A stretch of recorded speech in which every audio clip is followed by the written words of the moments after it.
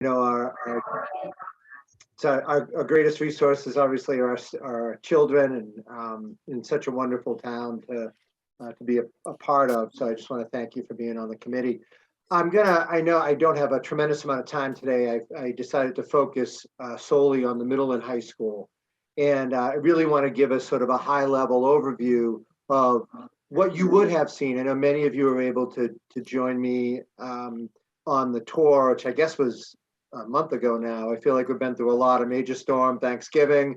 But that was, I really appreciated the folks who were able to be there, and the collaborative conversations were wonderful. So what I'm going to try to focus on in a very succinct presentation, I'll move pretty rapidly because there's a lot of images, but are our educational needs and our facility needs. And really, I should preface all this by saying much of what I'm about to present is due to the age of the building. You know, it's just showing its age. Every building has a natural course, and that our facilities team does work very hard. And I haven't been in Cohasset very long comparatively. This is my 5th year in Cohasset, and 3rd year as superintendent, although it can feel like a lot more at times based on some of the situations we've gone through. But the facilities team does a wonderful job and has worked really hard in the time I've known them to keep our buildings up and running. So I just want to preface all of that. So, you know, and of course, this is what it's all about, right? Are these amazing kids. Just some of the issues that we encounter in the middle and the high school revolve around a lack of flexible and effective learning spaces. And just some high level points that the rooms are really not designed to optimize learning opportunities for the students. You'll see that in many cases the rooms aren't uniform, although the furniture is, and again, that's a furnishing issue, but some of the rooms, particularly at the high school, are very tight and really don't afford much movement in the classrooms. They don't really account for the need for project-based learning, flexible seating options, differentiated instruction, all of the major initiatives that teachers like to put into play now really aren't facilitated by our rooms at the middle and the high school. They're not designed particularly well for science, technology, engineering, arts, and mathematics, that's STEAM, and or for a language study. And an overall theme here is that there's really a lack of collaboration and innovation and presentation spaces throughout the building. So I took this picture, actually. Some of these pictures I took when some of the students were in the hallway doing some collaboration because the room is very tight. This is actually set up with COVID in mind. So some of the students that were together wouldn't be together for very long here. But you can see that it's a tight room, and the teachers have sort of a decision to make around some of the how they're going to furnish the rooms. This is a much bigger room, but you can just see the difference, and you can see even the screen there. It's not necessarily visible by some of the folks in the back in a really productive way. This is our only industrial arts room, and there isn't any industrial arts room in the middle school half of the building. This is our wood shop room in the high school. And this is our only room that we have that has been created into a STEM room. And as you'll see from some comparative images that I've shared, it doesn't really meet the needs of real healthy collaboration and investigative learning. This is an art room. One of the things missing from this particular art room, and actually almost all of our art rooms, is natural light. There's some natural light in here, but not a lot of it. This is the middle school art room, which right now is furnished with just these chairs, this for COVID purposes. But even if and when we had tables in here, it was not a sufficient art room. This is what we've reappropriated some of our cafeteria tables. This is a art room. It's a photography room that does have a black room, a developing room that's pretty basic, but this is our photography teacher in there kind of showing us around. Just comparative to some of the buildings that have been built recently, this is the Marshfield High School, new Marshfield High School is built. This is marine fabrication. You can see how purposefully put together this is in comparison to what I just showed you. You can see the drops for electricity and just the, all the great learning it affords students who are pursuing any type of industrial art. This is a Franklin High School STEM room. Again, you can see the robotics and the effort to have the drop-down plugs from the screen. It's just a much more collaborative and flexible space. So you can see from those two spaces what I mean by flexibility as opposed to what we have currently. This, again, is a perfect example. This is Plymouth North. This is an industrial arts room of students really doing project-based learning. And we just do not have the space to afford this right now, just as a casualty of the age of our building and the design of our building. Plymouth North Industrial Arts Room, again, built in 2012. You can see the pride in the construction of this, and how it makes students feel when they're in it is probably pretty obvious. Hingham Middle School, this is a middle school. This is their industrial arts room. Again, you can see similar approach to what I showed you in Franklin and Plymouth North. This is an art room. Look at the natural light, and this is in Linfield Middle School. You can just see the difference in what it affords students compared to what our art rooms afford our students. Get into our science labs. I think this is a particular shortcoming in our buildings, our middle and high school, based on what the needs are for modern learning. The layout really reflects 1960s and 70s lab activities, and some science rooms do not possess the required drainage for chemical spills, which I'll show you shortly. This is a science room, and it's being used all day as a science room. There's nothing really marking this except for a couple of sinks on the other side from any other room in the building. But this room actually we're outfitting right now with gas so that it can have it in there. This is another design of a science room, just not particularly well designed for collaboration. And this is yet another science room. You can see around the edges where there's the makings of some lab spaces, and that's good, but it's a very small room and just doesn't afford our students the ability to move around in collaborative ways. This is a couple of examples of the safety showers that don't have any drains that are present in some of our rooms. And then just by comparison, this is Hull High School. You can see very much built for collaborative purposes where students can be in a station at a lab and then move over to a table. Marshfield High School, you can see the flexibility in the build here. Franklin High School, which you'll see a couple of images here. I'll show you one in a minute from Situate, but this is designed so that there's actually a conference room outside of a science lab. So the students can do the science lab and then they can move into the room to do more of their conferring and learning.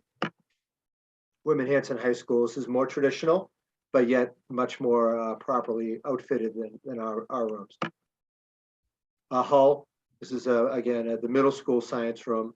It's more traditional, but just in better shape than ours. Hanover High School Science Lab, built in 2011. Linfield High School Science Lab, which was recently designed as well. And you can see some of the flexibility in the learning stations. And then the big thing for me is that we just have insufficient areas for collaboration. And that is a major focus on the learning that's going on today, is having the ability for students to get together and collaborate effectively, to problem solve, to think creatively. So I'll show you some images of what other buildings have for this compared to what we have. But middle school, and really what separates a middle school from a junior high school, is the social construction and the idea that they're developed into teams. And we do not have a building right now that affords our teams to actually collaborate. And there's really a lack of meeting space throughout both parts of this building for any conferencing, planning, anything that you might want to put together, with the exception of our Learning Commons. Now, our Learning Commons is what I would say is the only legitimate space for really effective larger group collaboration. It's a very well put together and designed room, and really could serve as a model for other spaces if we're moving towards a redesign or refurbishing of spaces, which I know is on the table. This, I just snapped a picture because you see this all the time, students in the hallway, and they're not just sitting there, they're collaborating because there's just not the sufficient space to spread out in the classrooms. This is an example of Gates Middle School in Situate, built in 2017, where they purposefully created collaborative space in the hallways outside of classrooms. This works. Again, Gates Middle School, you can see the collaboration happening in various areas. This is another example of a very intentional collaborative space between a math classroom and a science classroom. You can see the sliding door that opens to outfit both collaboration in both areas. This is a presentation center at Marshfield High School. This is not their auditorium. So this is where a class can come and do a presentation. It can do work. This is a very typical design in new buildings, and it just affords so much higher level learning for schools that have this than schools that don't. This is a STEM lab, just a more traditional design, but well put together and well outfitted in Abington. Auditorium performance art spaces. We do not have adequate facilities and practice spaces in our building currently. We don't have any space to have a whole district concert or performance, which is so important to music, to develop that. This is our current auditorium. It's shared by the middle and the high school. You see it. This is a current music room. It's just not designed acoustically to be a proper music room. It's just a big space, a bigger space that has music in it. Just by comparison, this is Marshfield. This is Franklin. These are their auditoriums. This is Situate High and Gates Middle School, a combined auditorium. Abington Middle School. Plymouth North High School. Duxbury Performing Arts Center, which is part of their middle and high school building and one of their elementaries. This is an example of just a really well-designed music room. You see the acoustic tiles on the ceiling. It's very thoughtfully designed to be a music room, as opposed to just a space where we're putting music in it. Duxbury High School Orchestra room. This is an interesting image of Gates Middle School because that, what looks like maybe bleachers, is designed to be a black box theater. It's designed for, it's a multi-purpose room, which not only gives students an area to eat and to collaborate, but it also gives them a space for arts. Some of our fitness areas, we have limited fitness area and training facilities and really some aging sports facilities. Just an image of our gymnasium. Well, I could actually adjust this. That's down now, as you know, because the storm knocked that down. Unfortunately, we are replacing that, but you can just see that it wasn't necessarily it's a pretty basic structure when it was there. This is just wear and tear. You can see it sends a message as you come up that it needs some work. This is our current turf and track, which we are working to get replaced, but the whole facility is pretty worn down. We do have a fitness room, which you can see on the upper left, and then we have an all-purpose room that are pretty well used, but they don't match any of our neighboring facilities, and I mean any. They just don't. This is Plymouth North, our high school turf and track. This is Franklin High School, just to give you a sense of what we're looking at. Marshfield High School weight room and fitness room. This is the gymnasium at Marshfield High School. This is Natick High School fitness room.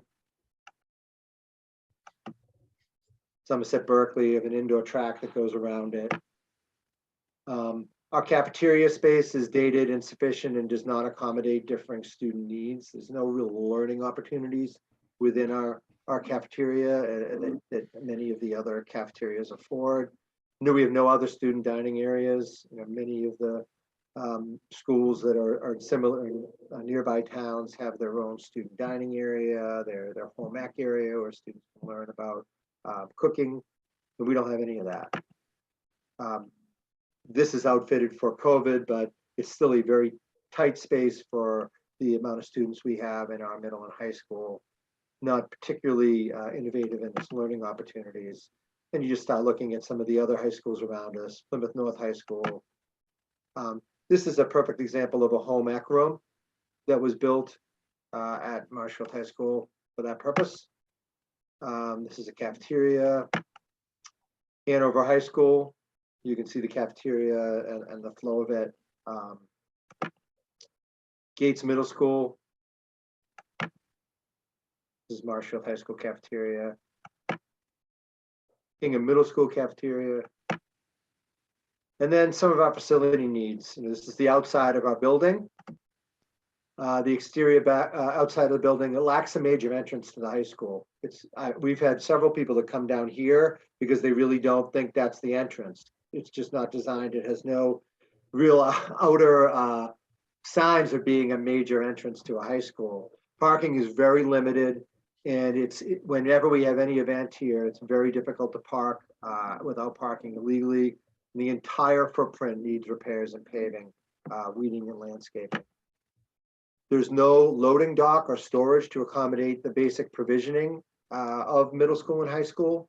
The single loading dock is really for the kitchen and doesn't accommodate the unloading of supplies and pallets into the school.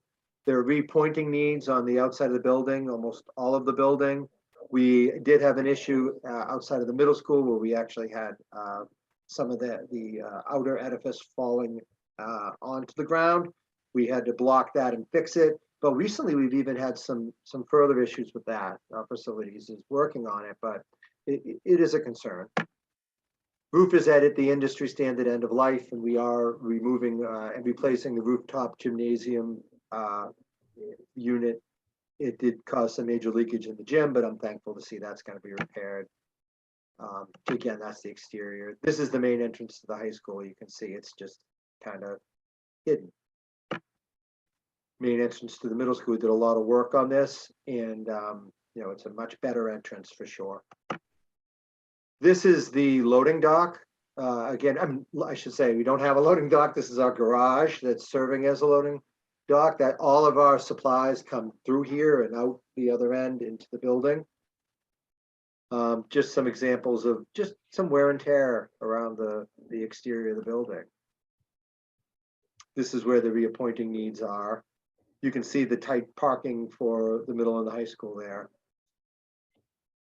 Just some other exteriors, just by way of comparison. You can just see the pride in the ownership here. Marshfield, Abington Middle School, Gates Middle School, Franklin High School, Hanover High School, Plymouth North High School, Hingham Middle School.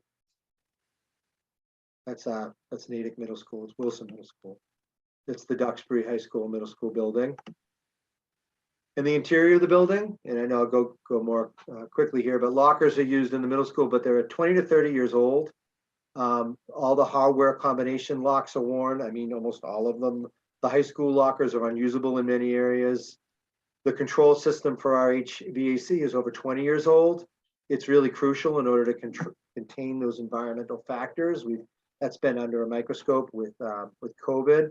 Windows are old, and although they're not failing, could use updating. The screens, because of that, need constant updating and changing. And we've made a lot of strides in improving the interior, but it still creates a generally dingy appearance. And in our latest 2018 report on culture, where we surveyed all our students, fewer than half the students reported the building is clean. And that's even a worsening trend from 2016. We have done some updates though, so we hope that has improved. Still have a lot of issues with insects and crickets and other creatures on the premises, I guess. Our heating is difficult to regulate, and some of the double pane classrooms, and I have a picture in a minute, they've kind of grayed out, and they have a very strange appearance because of that. Our bathroom doors are heavy and hard to open for smaller students. There are only 2 faculty bathrooms, in the entire middle school, and they're located well away from the majority of teachers' classrooms. Our elevators are located on opposite end of the buildings, which makes it very difficult for any mobility challenged individuals to actually get from point A to point B if they have to go up and down stairs. And there is some leaking. We have some old plumbing issues to consider. Just some examples of unusable lockers. That's the principal just pushing in the lockers. They're not stable. This is our system to run all of our HVAC. It's not geared for what we have currently. This is our cluttered and inefficient garage. We have no loading dock. These are our large and inefficient boilers. It is the most inefficient building in Cohasset, I'm told by our director of facilities. And these are just some things that show we need work. You know, this is a desk in a common area. These are, you'll see in a moment, some examples of student presentation spaces. We don't have any of that. This is student artwork just on the walls with tape, essentially. Bowing and buckling bulletin boards. This is our only high school conference room in the main office. So this is the major conference room in the high school. There's the grayed out windows that I spoke of. And we're using every space possible this is for our guidance counselor office down on the bottom. We've created a middle school clinic. It's certainly not designed properly to be a sufficient clinic. And then I just showed you some of the stairwells so you can get a sense for, despite a lot of effort here, there's sort of a dingy appearance just because of the age of the building. And then once again, this is a classroom that we've created out of what's really a conference room. I talked about the lack of facilities in terms of bathrooms, just some repairs that need some worn out lights. That's in our one of our only industrial arts room on the bottom left. You see some wear on the stairs, and that sign says "Do not open, screen missing." So we have some of that in our spaces too. And then some areas in need, we really need to look at some LEED certified features, more efficient system, some automated safety features, and then just some overall pride in our schools that I think we can show by creating a new or renovated building. This is just some pride in other buildings around us. This is the RAM donated by alumni in Marshfield that sits outside their high school. This is the Franklin High School learning commons. Again, in comparison to our student displays, this is a student display at another school. We have the potential to do this. This is Marshfield Broadcasting, student broadcasting right in their high school, very active used space.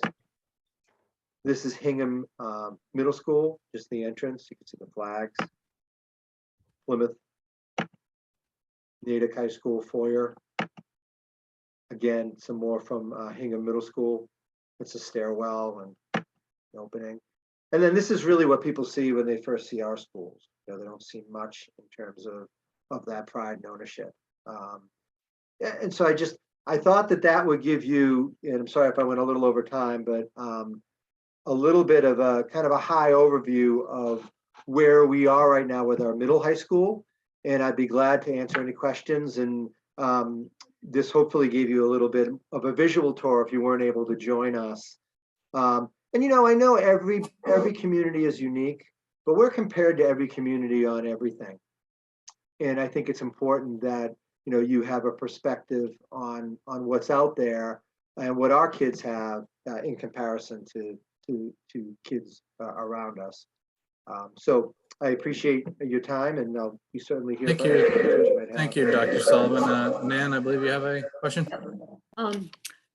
Our school is much smaller than most of the schools you've cited in terms of school population. And obviously, with a smaller school, you have to pick and choose. You can't offer everything. So how would you adjust your thoughts about what you've seen in all those wonderful other schools in relation to Yeah. our school population? Well, I think to your point, I think that there's a few of those schools in there that are comprehensive high schools. And what that means is they really focus on industrial arts, like Marshfield, for instance. Right, yeah. Is a comprehensive high school. So I think you make a good point about scaling down to the actual community, but I don't think that should mean that we scrimp on the quality of the learning spaces that we can provide our students. And that's, I guess, what I'd focus on. There are schools that are in there, Abington, for instance. I'd even say Hull, although Hull is, a refurbished school, has better learning facilities than we do right now in terms of what they're offering. But you do have to make some decisions on what's important for your community in learning, and possibly it's not practical to have all of those comprehensive features. But I guess my point was more just the quality of the learning environment as opposed to the individual features. I mean, some of those, Somerset Berkeley is a giant place, right? That's so you saw a giant cafeteria, but it still there's a pride and ownership there that I know that Cohasset has that I don't think is being shown in a particular school building. So I appreciate you with that clarification. Thank you. You had a question? You're on mute, Doug. I'll let you call out Jason. And then Yep. You hesitate. I didn't hear you. Dr. Sullivan, thank you very much for that presentation. Somehow I missed the opportunity to walk through the building and see it firsthand. But my question for you is this. With regard to the facilities that we currently have in town, the Osgood, the Deer Hill, and the middle high school, what's your thoughts on the way how that is working for the community? Is that the same structure you think should go forward in that manner, and the same levels of classes in the separate buildings? Are you speaking of like, I know that some, like Duxbury, for instance, has a pre-K to 2, a 3 to 5, and then they have a middle high school like us, but there's other structures that are different. For instance, some districts have a pre-K to 5 school, one school.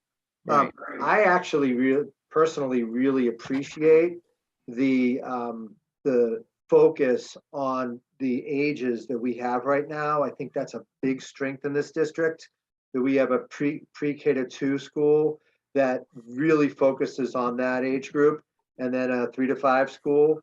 And I was a huge advocate for really creating a separate middle school administration to focus on that age group. So I would personally advocate for keeping that just as it is. And quite honestly, although I think there's always room for improvement in our elementaries, I think our elementaries are wonderful and they're very uniquely designed and create excellent learning opportunities for our students, particularly Osgood. I think that's just a very uniquely designed building that provides a lot for our students. So I guess I gave you a little more to my answer, but I would advocate for the model we have right now from a learning perspective. Okay, Jen, you had a question?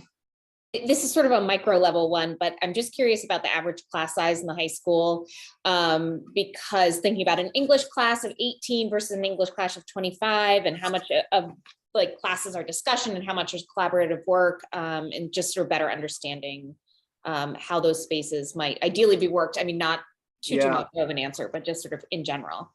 Well, it's interesting you say that, because the class size isn't uniform across the board. And you can imagine that's the case based on what people need to take and what they can take as an elective. The issue is that the spaces are kind of awkward we don't have a lot of spaces that are designed uniquely for a particular subject. And so what you end up having is a large English class that is forced to kind of be slammed into a smaller space because we don't have a bigger space to give that class to, unless we took away a music space, for instance, which is really just a big space that we throw music into. So, and the average class size, it varies. it can be in the, I think if you did it, if you just look at the math of it, it's in the lower 20s. But there are certainly classrooms that bump up into near 30, which is pretty typical of high schools in the area. You know, we try to keep them as low as possible, but the schedule does dictate once in a while that we move up to those levels. Thank you. Welcome. Okay, does anybody have any other questions for Dr. Sullivan? I guess I just have a comment. First of all, Dr. Sullivan, thank you. And thank you for all the board members to just point out exactly what we're talking about here. You know, this is the middle high school is a mess. I have 3 kids in it. I see it every day. The good news, like you said, and I want to point this out, the K through the Osgood School is not just great with teachers, but it's a great building. And Dare Hill, as it needs some work, it's also a great experience. However, when you get to the high school, middle school, it's the building.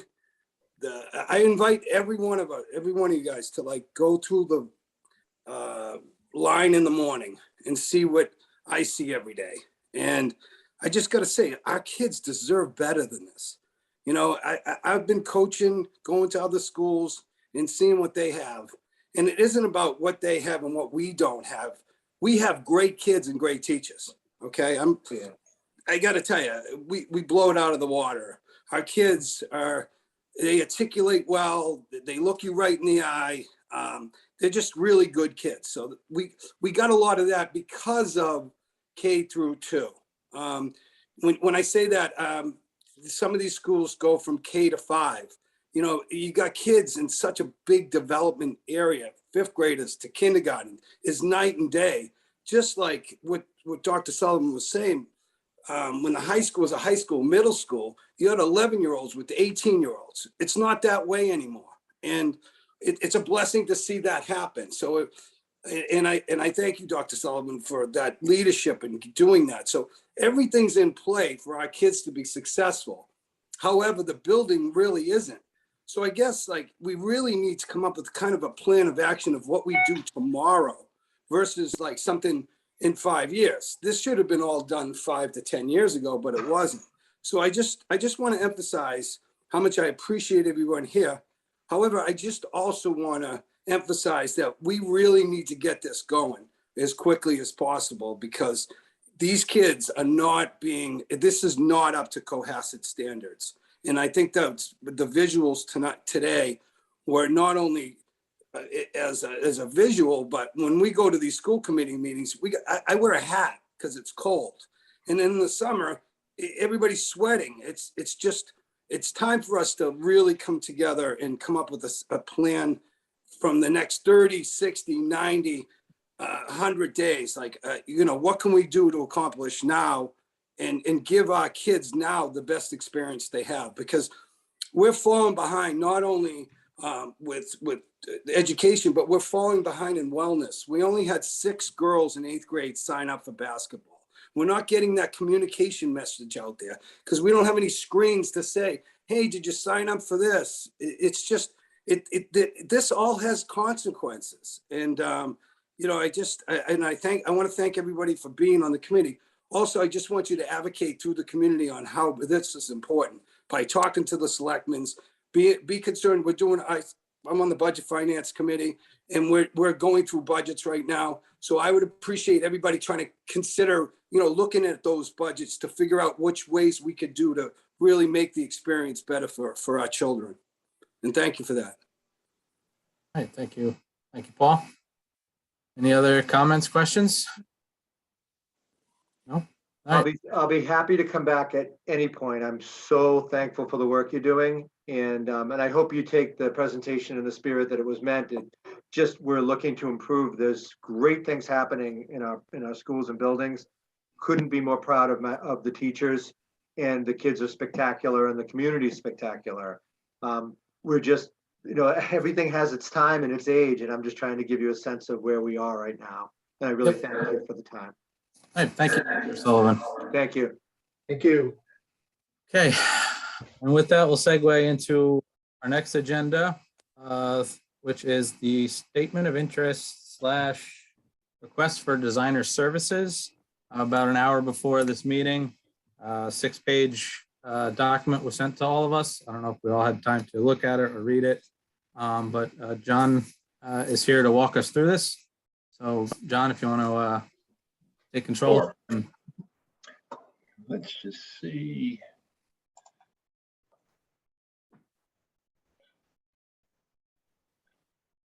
Okay, great. Can everybody see my screen? Yep. All right, great. So, good evening, everybody. Nice to be back.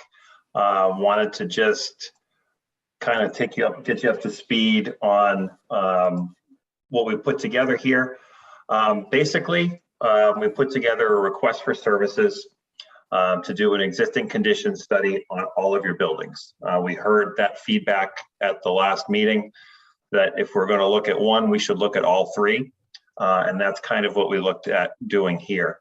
So basically, this is largely a standard format that we see. You see this a lot if you were to look at the MSBA's website right now.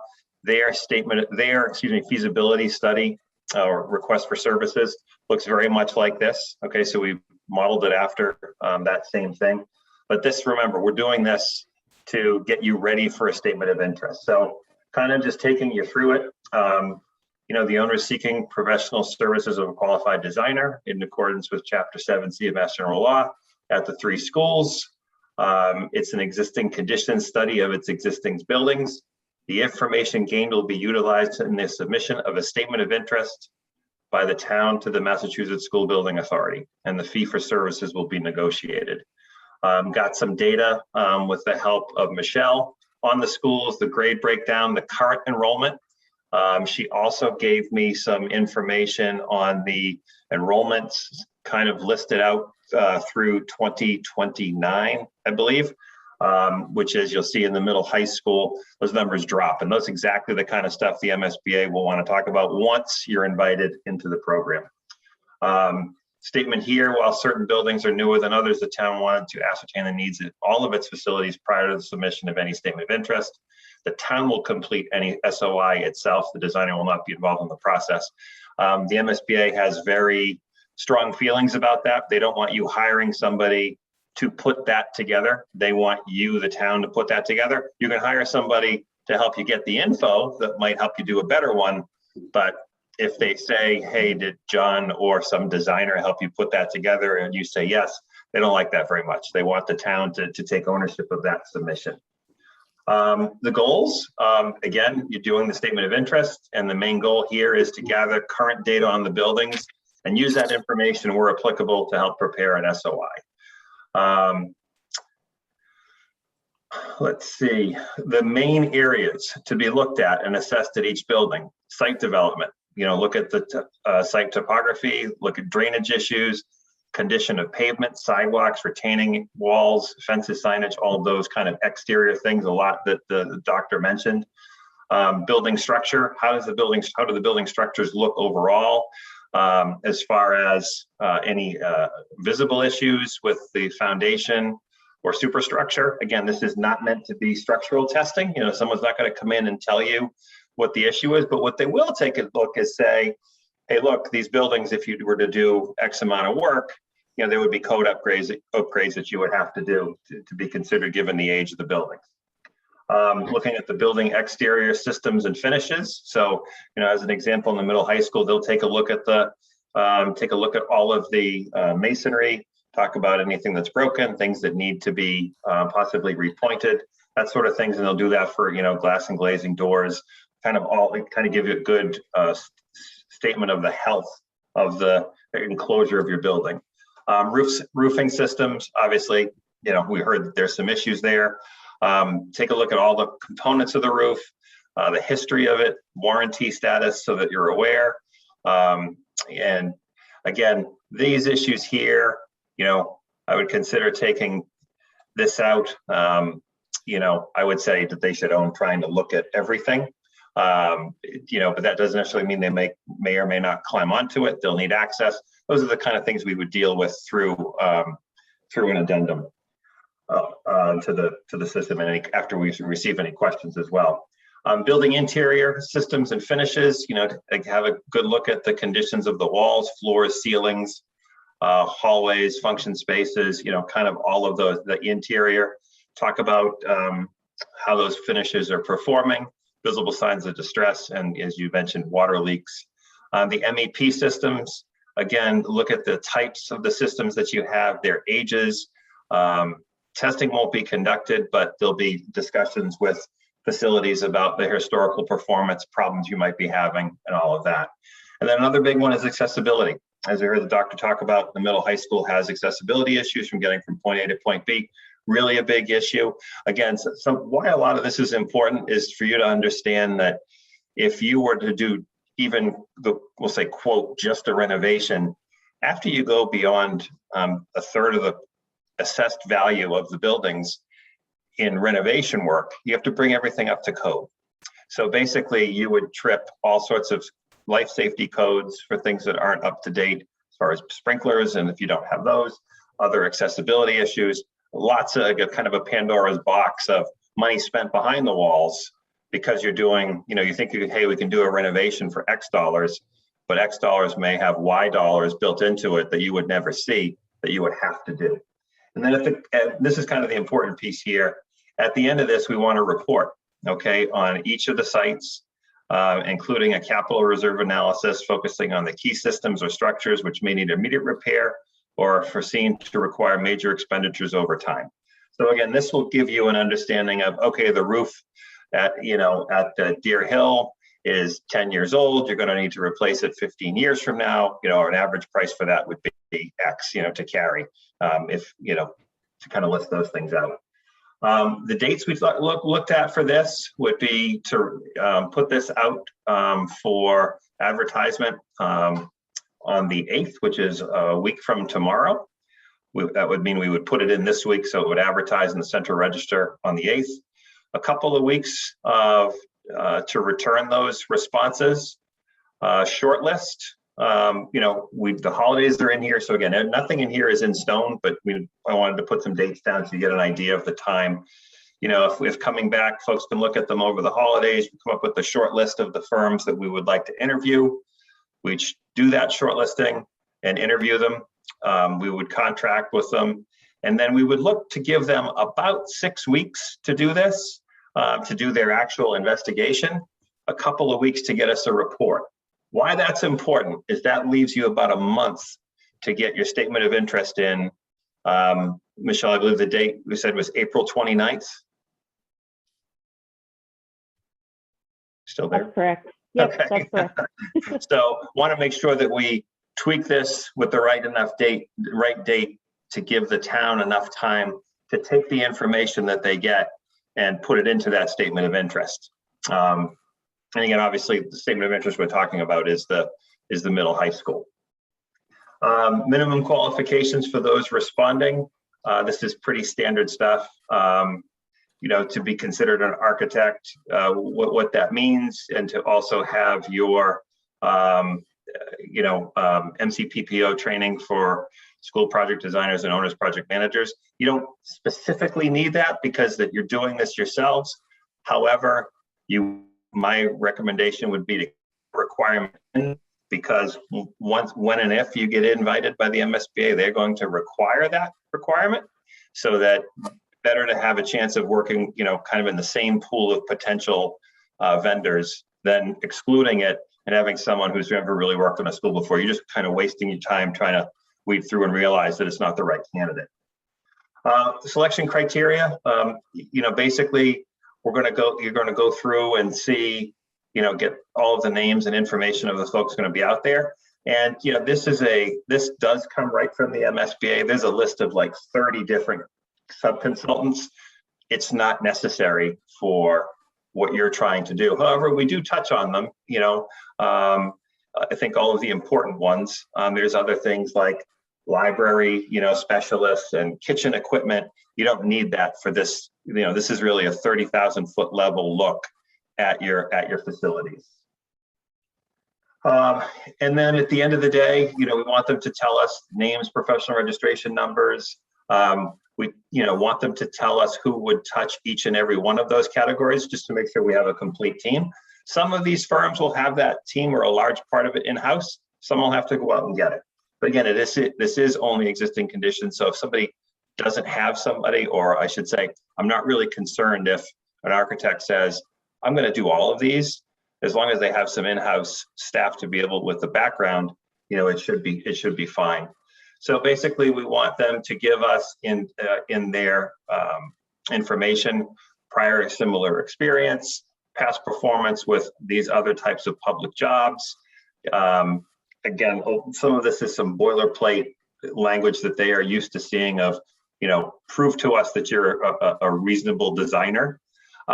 This here with the MSBA, I think it's good to see, because even though you're not hiring them to do MSBA work, you want them familiar with it. That way, there's an idea, they know what your end game is with this. We want to know about their current workload to make sure they have the capacity to do this. Who are their subconsultants? Give us an indication of your financial stability, the qualifications of the personnel assigned to the project, and then where are you? Where are you located? This might not be the best job for a firm from Springfield to do. So we want to know, where are you located, and what does that mean for, getting over to Cohasset, to deal with meetings and whatnot. One of the other things that they will have to provide is, second here,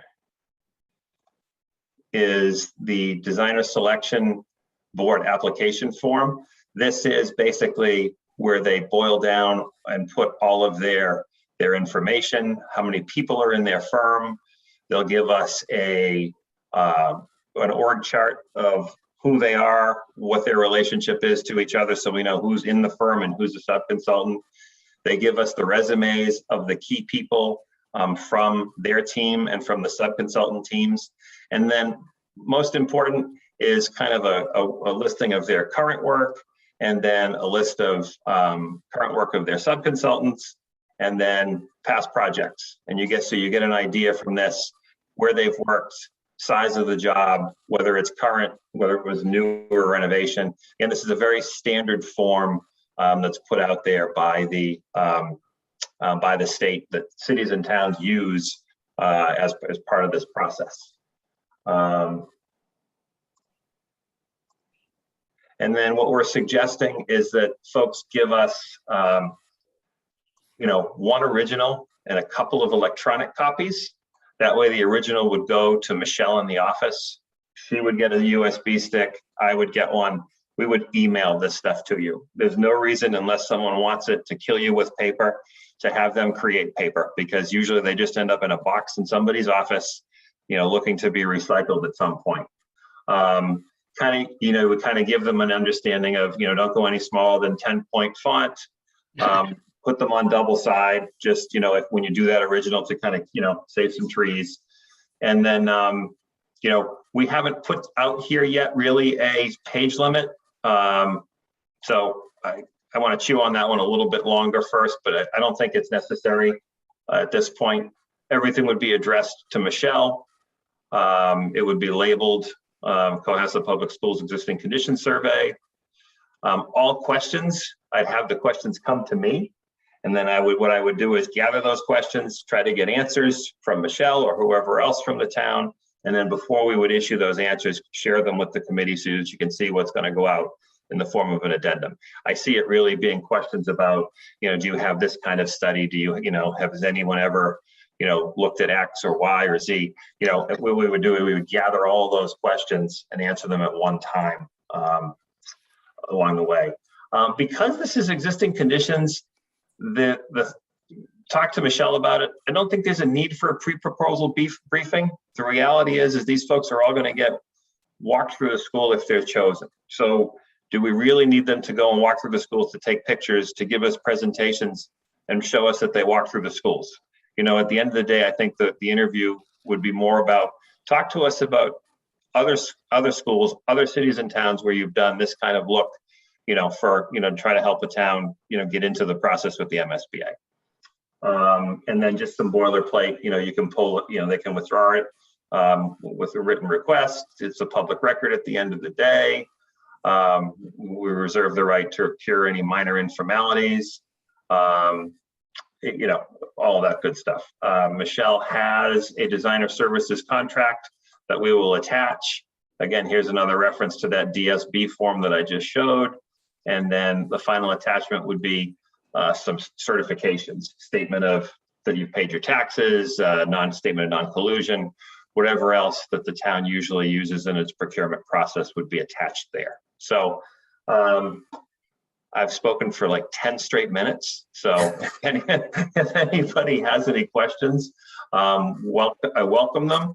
But this is a pretty standard approach to designer procurement. And this would be, the document you would see, let's say you got invited into the MSBA, this document would probably double in pages, but it would look really familiar, if you got to that point. So I will stop sharing.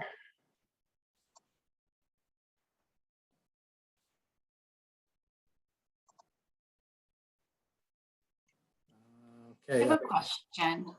Craig first, then you, Kathleen. Go. John, thank you for that. Question, in section E2, it indicates that as a minimum qualification, we want the supervising architect to have that certification relative to schools in particular. Yep. So would it make sense then in section C to include something within the scope that makes specific reference to the learning spaces themselves, as I think a certified school designer would have some, I feel like some insight to share. So if you just say something like, like another subheading of like overall condition and versatility of existing learning spaces or something like that. So Craig, that certification is really all about procurement. So that's all that is the state says, okay, if you're going to be an OPM or a designer and work on schools that the MSBA is going to fund, you're going to come and sit, through this 40-hour class, and then every 3 years through an 8-hour class. It's got really nothing to do with, I had the certification before I had ever worked on a school. I see. And so it's really more about the process. So if we're talking about kind of what they have, I would say something like an E3, minimum qualification.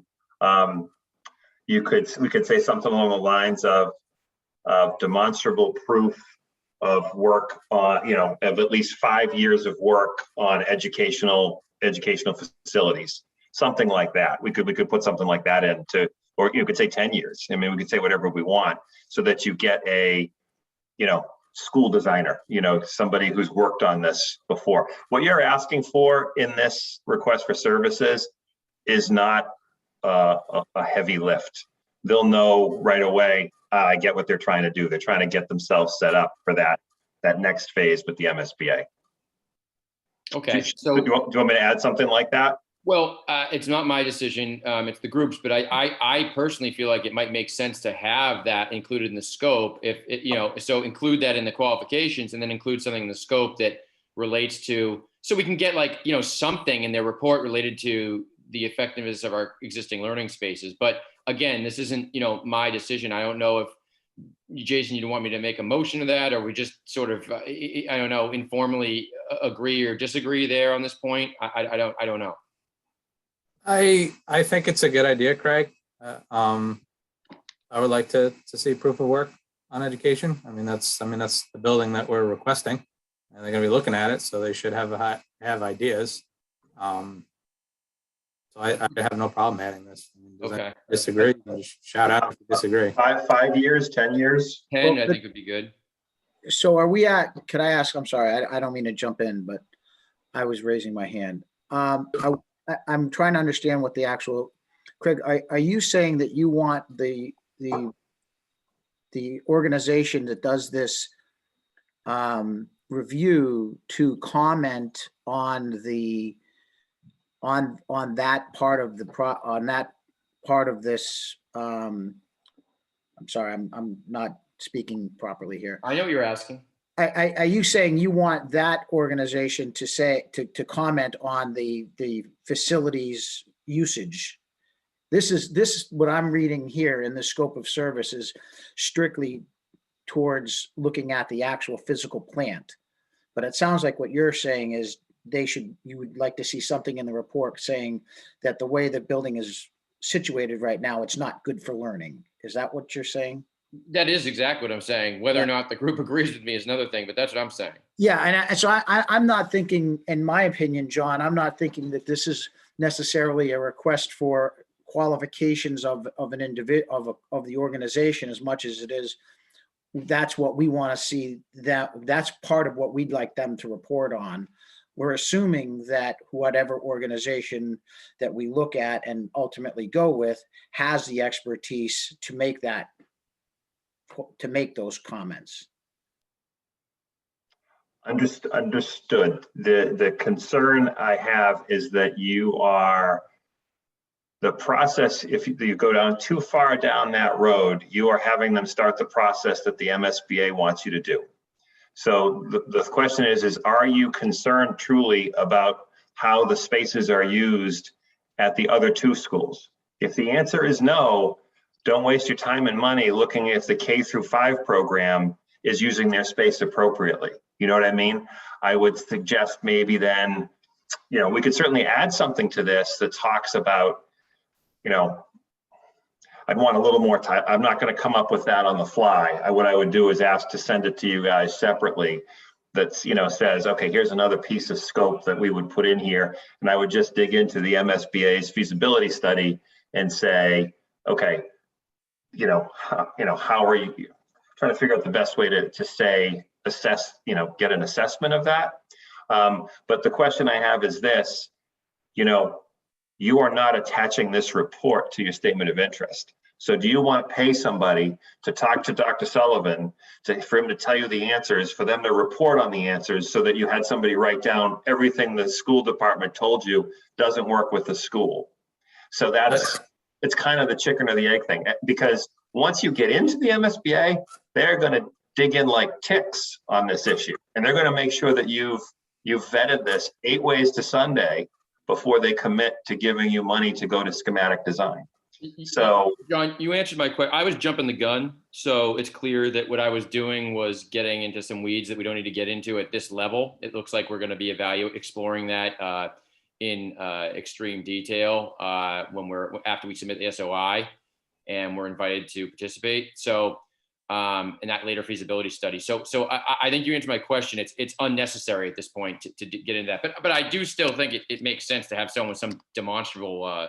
Yeah, absolutely. I think it's understood, but it's good to state it. Sure. Kathleen, you had a question?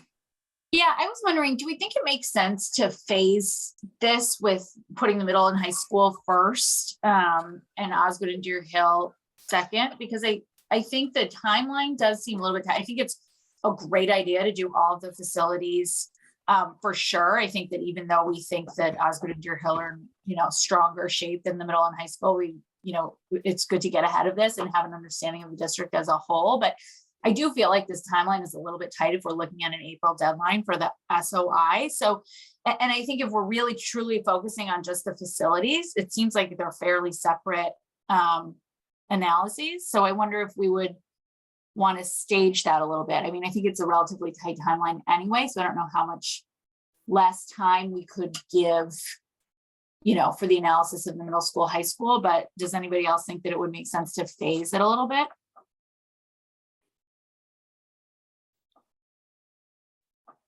I mean, I'm not opposed to it. If John, do you think it's going to save a lot of time by doing that, or do you think it matters? I think what you're asking for, guys, in a 6-week window is acceptable. And I'll tell you what, once this goes on the street, if they don't think it's enough time, they're going to tell us and they're going to say, hey, your timeline's a little tight. But I think what we're asking for is at such a level of detail that it's okay. Like this for any of you that are like a property condition survey, this is what you're kind of doing. It's a facilities condition assessment is essentially what you're doing here. basically, I think the people that are going to come out and do this are going to need a week in the school maximum. For the most part, people are going to come and spend a good solid day, maybe by scope, by trade, and each school will run about a week, and then they will document everything and get it all down on paper. And it's, in draft for us to look at. I think it'll be okay. I mean, putting in here that we need this by that date certain, to tell them that, we're trying to use the information for the middle high school, specifically for the statement of interest submission, I think we'll be good. It's a great point, but I think we'll be all right. And if we get a whiff that it's not enough, then what I would suggest is in an addendum, we could flip it and say, listen, give us the results just for the middle high school by that date, focus on that first, and then you can follow up with a supplement, for phase 2 by, give them another 4 weeks or something like that. Because obviously, good to do the information so that you have it for capital planning purposes. But we need that middle high school info first. Anybody else have any questions? We go over the time frame again. Are you suggesting we put this out on the 8th? Absolutely. I'm not changing anything else to it right now. I mean, all of that is work with Michelle. I can do the central register. She can do the newspaper ad and get it into combis, and we'll have it submitted Thursday afternoon, and it'll post next Wednesday. And are we backing into that? Is there a date on the other end that we're?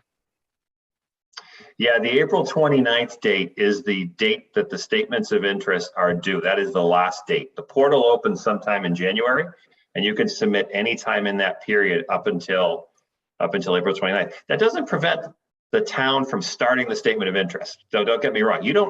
As I said last time I was on, the MSBA doesn't care if you have someone help you look at your schools or doesn't. At the end of the day, whatever data you get is good data. If they need more, they're going to ask you. So as long as the town is starting the statement of interest, we've got a designer on board who's kind of doing this survey. As the data comes in, it's specifically to be able to answer questions like, how old is the heating system? What are the issues with it? The parts about the educational program, Dr. Sullivan could start tomorrow. He could open that statement of interest and start filling that in. And I would suggest that so that in the end, educational needs meet facility needs, and this thing is done. And there'll be time for folks to, hit print and have a look at it, and before it gets signed off on. Was that document that we just reviewed, was that emailed out? Because I don't see it in my email. Yeah, I've made a couple tweaks to it, Michelle, so I'll send it back out. And I added the thing about the 5 years minimum experience. I've made a couple changes along the way. So when we finish tonight, I'll send this to Michelle, and I'll save it as revised, and we'll make sure it gets out to everybody. Okay, Jen? I was just wondering, at what point does the safety and security of the buildings get assessed as well? To me, that seems part of the physical plant, and I don't recall seeing it in that list of the different areas in which the building would be evaluated. We could certainly add that as a category. It's certainly in the design of anything new. It's certainly out there. The only thing I will say to you is, for something like that, do you want to ask the question you might not want the answer for? Probably not, but I feel like we did have an incident where there was an active shooter around the schools not so long ago, and 100%. Parents were very concerned about it at that point in time, and I think maybe aware of some of the failings of the buildings at that point. But I think at some point I'd like to sort of know. No, I'm happy to put it on here, just making you aware that if they come out with something that says, hey, you got a problem here, you may be forced to act. You're not forced to act if the roof is leaking. There's facility needs, and then there's perception and all these other things. And believe me, totally agree. You should have safe schools. But what I'm saying is, if something like that comes out and you have it on paper, do you want that to be part of this study? Certainly can. Yes. No, I hear you, and I would defer to the committee on that. I just wanted to raise it as a point to be considered. I would say this, Jen, thank you. Thank you for bringing that up. And yes, we'd want to know about it immediately. And then if it needs to go into an executive session for security reasons, then we can address that probably in a school committee meeting. However, Jen, thank you so much for bringing that up. It's so important. Yes. What are our security concerns now? What are our buildings? Are they secured? Are the alarms up to speed? I think that definitely should be on there. So just let's not lose sight of the fact that it's a public document though, right? So That's what I'm saying. a lot of times we don't want to advertise any sort of deficiencies or weaknesses in our school security system.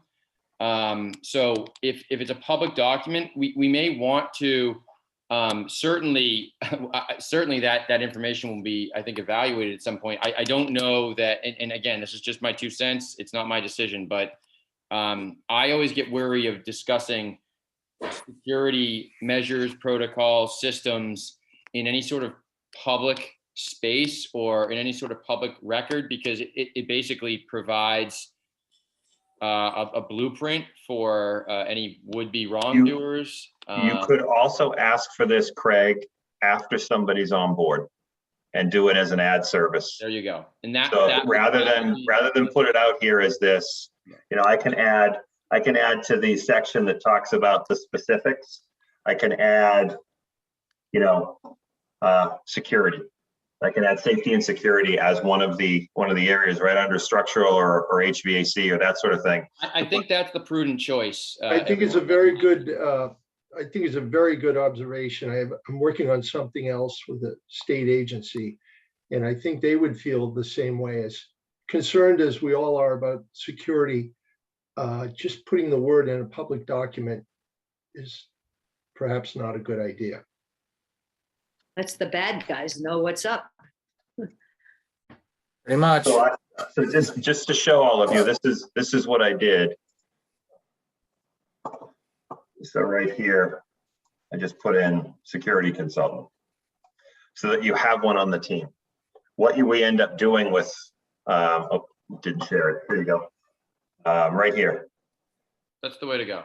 Yeah, so just leave it there. It doesn't say anything up here as far as what we're looking at. And then once we have that person or that team on board, we can say, okay, here, look, here's what we want you to do.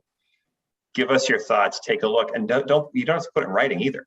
You can do it. You can schedule an executive session because you're talking about safety and security of the kids. None of it gets, I don't know if it gets recorded. That's a good call. But anyway, it may just be this group that's discussing it, and that's it. With the superintendent, maybe the police chief, and then you can say, okay, hey, we looked and, you should consider changing the glass in your doors or, those kind of things. They could certainly look at those things, but again, you haven't advertised it. They know they need a security consultant, so that'll take care of hey, why do we need this person? And then talk to them about the scope once they're on board. Okay. Any more questions, comments? Michelle? So my only question is, as we work through this process and we get the RFP on the street, who is going to start with the statement of interest? Who's going to be assigned that responsibility? Because I don't want to get so far down the road that we have all this great information and then we're struggling at the end to populate the document. So is it this committee that's going to populate it together? Is there going to be one person in charge of it? If anyone could share some thoughts about that, that'd be great.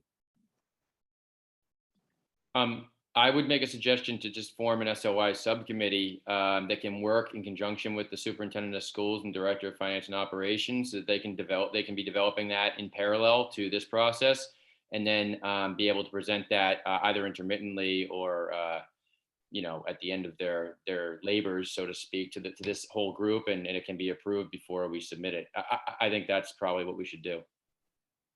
And it also can be downloaded in Word, and you can parse out the parts. You know what I mean? So you can give the parts to Dr. Sullivan now that he needs, and then when it's all done, it can all be copy and pasted into the electronic system for the MSBA.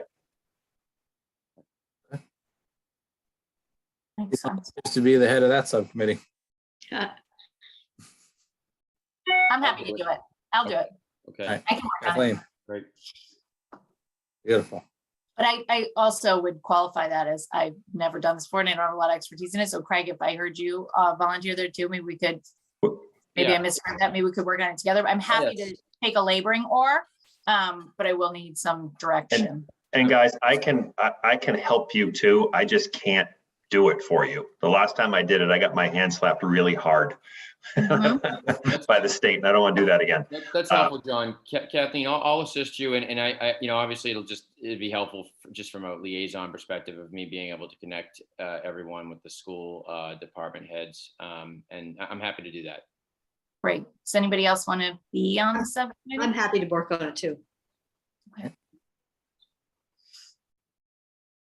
So what I would suggest for you guys is if you can have a meeting in the next couple of weeks. I think Michelle, was the portal open yet? The portal opens January 28th, I believe. Okay, so what we can do is there are some old ones like you found online. We can pull out some old ones and kind of just show you guys what it is. The form knock on wood, won't really change, but what the questions they're asking, even if it does change, they really do kind of have a logic to how it works. So we can see the areas and start to, I don't think you need to wait until January to divvy it up because again, the subject matter really isn't going to change. How long is the document when it's done? Are we talking 50 pages? Are we talking 20 pages? Are we talking 100 pages? Depends on the size of the school and the needs. Really does, because it gives you a section to say what's your biggest problem, what's your next biggest problem, like your list. What's the most important issue. It really is driven by the school and the problems with it. Okay.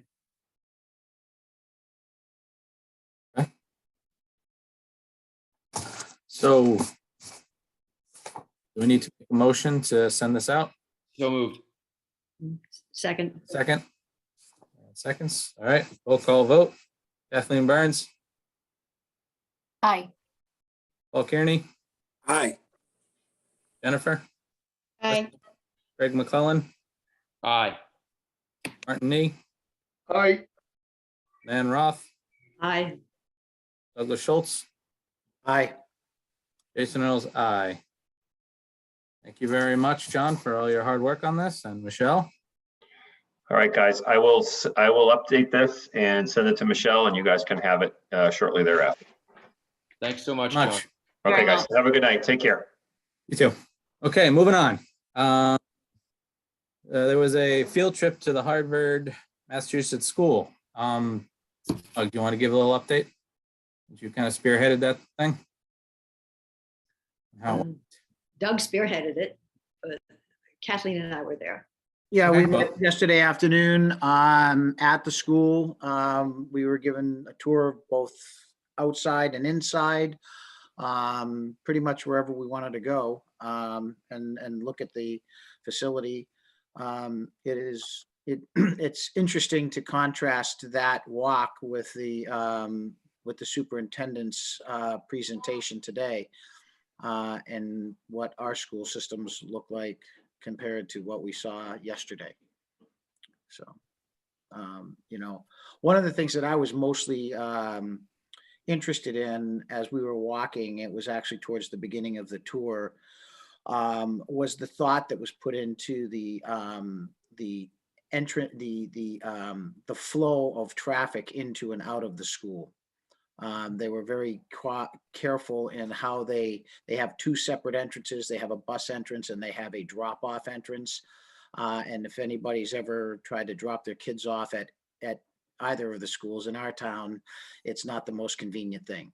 And they really did a great job with managing that process to be able to have a very, a good flow. It was basically a horseshoe type of situation where the buses could come in unobstructed, private vehicles could come in unobstructed, buses let off at one location, private vehicles let off at a different location, and then the private vehicles could just keep on moving and get out of there as well as the buses. That was one of the things that was interesting to me, knowing that I drop my kids off at schools every once in a while, and it's not the easiest scenario. Okay. For Man, me, I was impressed by first of all, it's a K to, or pre-K to 5 school, so it encompasses much more than our schools do. It made very good public spaces right immediately on the first floor that were extensively used after school, and that was interesting to me. There was an after-school program in the cafeteria. There were kids outside in the playground. There were kids in the library area, which was completely open to the flow of traffic through the building. And there were team after team in the gymnasium while we were there. There were some features that I didn't like about it. And one was there are too many doors, especially when we consider safety and security. This building had doors every which way. In theory, they were only to go out, but as he said, the teachers prop them open when the kids go out for recess, which I did not like at all. I thought that was very insecure. And there were other interesting features about the flow of the building and what was where, but overall it was a lovely new space with big rooms and lots of conference rooms next to the classrooms, lots of space for smaller meetings. Really, the couple of teachers we saw there were wildly enthusiastic about it, loved it. But back to the security issue and the doors, that really, really bothered me. And for example, while we were there were parents going in and out all the time, picking up their kids at the after school program, nobody checking them, watching them come in. Anybody could come in the building. Surprising. They did have security walls that could be lowered and moved into space, but they weren't using them. And they didn't, in terms of glass, this building is very much a glass structure. Lots of glass inside and outside. Glass so you could see into classrooms, so you could see in the gym, see into the cafeteria, see into meeting spaces, and then exterior glass. They were trying to save money by making it lighter weight, having to do with the major construction of the building. So none of that glass was safety glass in any way, which is much heavier. So there were some pros and cons. I love the materials that they used in this building. And the brickwork on the outside was very interesting because it wasn't just a massive blank brick wall. It had lots of texture in the brick. So it had some really nice features that way. But the learning spaces were great. Yeah, I agree with everything you guys said. I think the biggest takeaways for us was the tons of, like you said, Nan, collaboration spaces, which I think Dr. Sullivan just said are really lacking at the middle school, high school, lots of those outside the classroom collaboration spaces, which I thought was great. Tons of natural light. And then I think, again, Nan, to your point, lots of thought about how the community could also use the spaces and multi-purpose spaces like, the cafeteria, the auditorium, things like that, I think in a small community like ours, we could probably learn from, to think about, if you're going to, invest in a really nice new space, how can we maximize that use and, have performing arts space, gathering spaces. I think as you hear, all the talk at Deer Hill and Osgood and, how we might not be able to have the basketball program because we don't have gym space and all those things. I think it definitely made an impact to think about having those big, large spaces that the community could also use. So those are very good, Doug. Thank you for coordinating that. Yes, thanks. I would like to see a new high school, middle school, high school, because that's an elementary school. up to grade 5, but if we're more seriously talking about the issues with the middle school, high school, I think it would behoove us to visit a new middle school, high school to see how that functions. I agree, Nan. I can set us up with Duxbury, which is, it's about twice the size of what we would need, but close enough. Yeah, I've And been in that proximity. once before. So. There's also Situate, as Dr. Sullivan displayed, which had a new middle school and renovated the high school, along with the auditorium and all the fields. So Situate would be a good tour for us, I think. And I have some friends at Situate, and hopefully we could maybe tour that school, because that's exactly what Situate did. They built the middle school and they renovated the high school. So Could we try? I was going to say, could we try to do those maybe in January if we are going to be working on the statement of interest? I feel like it would be good to see some of those spaces to inform. Yeah, we can do Duxbury anytime. I've already been invited to come there, and it's a middle high school with a shared performing arts space. So I think it would resemble fairly closely the structure, not necessarily in square footage, just because it's a little bit more, like I said, big, more supposed to built to accommodate more people, but facility itself is probably similar. So I've already been invited to take people there, and I can set that up for January if everyone would like to do that, like after everyone gets through the holidays. Be Yeah, great. let's do that. Yeah. And I'll also reach out to Situate and see if we could do that as well. Awesome. Thank you, Paul. Thanks, Craig. My pleasure. Okay. Next topic. Nobody sent me anything, so the next item is the approval of the minutes of 10/26/21. Mr. Chairman, I'm sorry, I don't have the agenda in front of me. Were you just looking at the topics reasonably anticipated? Yep. The one I just thought of, and that's why I didn't send it to you, is because since we just approved that RFS to be submitted or posted, does it make sense at this point, because this is going to be a real community sort of grassroots effort here, does it make sense to start maybe creating some written communication that we can either send out to everyone through the town, via email, or certainly through the school committee, and I'm happy to take a first stab at it, and we can circulate it. I don't think we need to do an open meeting. Everyone can just sort of give their edits on a message.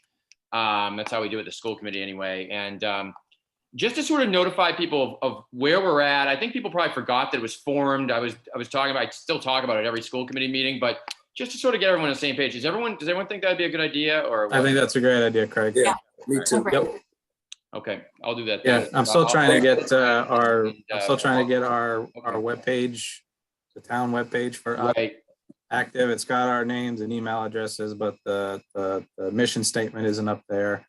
And a couple of other things that I asked for still isn't up there, so I'm reaching out to that. I'll put it IT together. I'll guy. send it around a Word doc so everyone can redline it, and then we can agree on a final product, and then send it out to everyone, just so that the whole town is aware of what's going on. Yes, and the advisory committee reached out to me. So I'm gonna jump on their meeting in December, give them a little update on everything that we've been doing here. So I believe that's, I forget what date that is. It's in an email somewhere. Like the December 8th, I believe, 7th or 8th. So I'll be on that, talking with them. So the approval of the minutes for 10/26 that Nan has circulated. Has everyone looked at them, reviewed them? Any comments, edits? I'd make a motion to approve. Do I have a second? I'll second that. Roll call vote. Kathleen Burns, Aye. Paul Kearney, Aye. Jennifer Leskey, Aye. Craig McClellan, Aye. Martin Nee. I believe I'd have to vote present as I was not there. Is that correct? Okay. Same. Present. Sorry. Thank you. Okay. You just abstain. You just Yeah. abstain. Yeah. Abstain. And Douglas Schultz Aye. and Jason Earls, aye. Minutes are approved. Before we adjourn, I think we need to set up the next 3 meetings, because we have, the next one is on 1/4. So we need to least look at and start targeting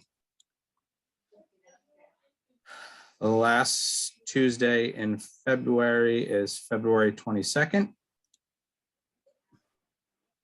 But we need to have probably a sooner meeting since we need people to review the SOI drafts and Well, we have the meeting on 1/4, I so think that's the December meeting substitute, sort of, right?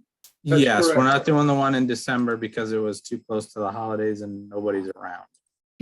On the 28th or the 21st, we discussed it last. So Nan, were you looking to do one maybe in the very end of January? or the beginning of February, not the Either, end of yes. February. Yeah. End of January. Yeah, we can double up and do one on the 4th and then one That on the, schedule says the interviews will be the 12th, the contract will be signed on the 19th. And so all of that will be underway. yeah, and- so I think we should do January 25th. At 7 p.m. Jason, Yes, the February 22nd meeting, I don't know if that's February vacation for the district, but if it is, there may be people out of pocket. So if it doesn't affect this committee, that's fine, but just want to make you aware because it affects several of our other committees. Mhm. Who knows? Craig, do you know when the vacation is? yeah, I was gonna- Yeah, That's that's it. the week. That's it. That's school vacation week. Yep. Let's not do it that week then. Okay. Let's do it before or after. well, let's see, 'cause then the next thing on this says March 9th. So, Mr. Chairman, Yeah. just a question. The RFS that we're sending out indicates that we are going to shortlist on January 5th, which I would assume would be happening on the meeting on January 4th. But then they're talking of interviews being held for the firms on January 12th. So would we be needing to have a meeting on the 12th of January to interview prospective architects? Well, do they interview with us or do they interview with someone else? So typically you would form a subcommittee to interview the designers. I don't know if all of you would want to participate. If you do, that's fine. And you can just schedule a meeting and everyone can participate. So that's really up to this committee, but if there's only a select few of you that want to participate, then there's no need to post a meeting for it. And Michelle, in your experience, how long is each interview? So we give each candidate or firm 1 hour. So if we shortlist to 3, it's going to be a long night. But nevertheless, the same people that are at interview 1 should be at 2 and 3. And everyone should be prepared to ask the same questions of all the candidates. So just something to think about. It's a time commitment. So if you'd rather pass on the interviews, then. And there's oftentimes when these interviews happen, they're oftentimes broken up into, maybe a 25-minute presentation by the firm. So they can present themselves, and then there's a 25 to 30-minute question and answer period by those of us who would be be on that selection committee. Would you do all 3 in the same night, Michelle? Typically, you do. I would recommend that. Yeah, and would it be in the evening? It typically is. And like I was once on the selection committee for something to do with the water department. And we had a rating system that we used to decide who was the best, what was the best candidate. What was the best We'll have selection criteria for the interviews and for the proposals themselves. I guess And is, something- do we all want to do this or do we want to do a subcommittee? Doesn't mean if it's going to be a 3 hour, I suggest starting them at 6. on the 12th, which is a Wednesday. I mean, I think we all want to, I know I want to be a part of it. I think we all. And it doesn't have to be a full hour. It could be 45 minutes for each with maybe a 10-minute break between. That would work. If you're doing it on a Wednesday at 6, it might, I don't know if there's a school committee meeting that night, but obviously I can't be in two places at once. So, but you'd have a quorum without me, but, and, I'm just letting you know that I might have, they're already scheduled, the school committee meetings and posted. So I just don't have it in front of me, the whole list. So. And Is it then usually- one other thing, oh, sorry.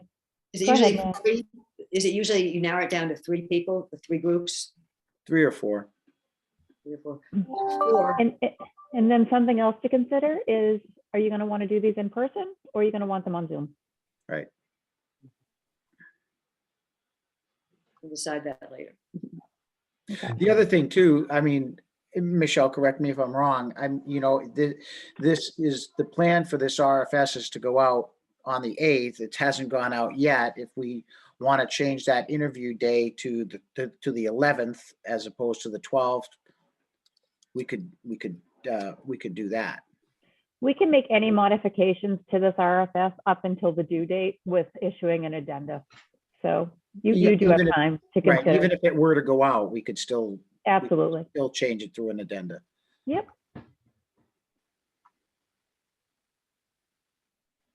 So I'll plug something tentatively. I mean, I'm not posting anything anyway yet. For the 11th then. And is 6 p.m. still good? 6:30? Well, if it's going to be 4 people, 4 groups possibly. I'd say 6. Yeah, 6 6. works for me.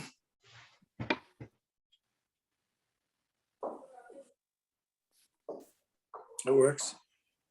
All right, so we got our normal 1-4. We have. Okay, I'll be out in a minute.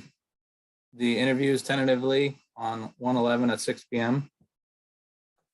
with another follow-up meeting on 1/25 at 7 p.m. Okay, I think that's a good bunch of meetings. And as we get closer to some of these, we can start talking about going into February if we think we need to start meeting every 2 weeks or whatever the case may be, based on the information at hand, which is, I think, a good idea to do. Okay. Do I have a motion to adjourn? So moved. Do I have a second? Second. Roll call. Kathleen Burns, Aye. Paul Kearney, Aye. Jennifer Lesky, Aye. Greg McClellan, Aye. Martin Nee, Aye. Nan Roth, Aye. Douglas Schultz, Aye. Jason Earls, aye. We are adjourned. Thank you, everybody, for your time. Thanks, everyone. Thanks, Thanks, everyone. Jason. Have a good night. Good night. Good night. Everyone.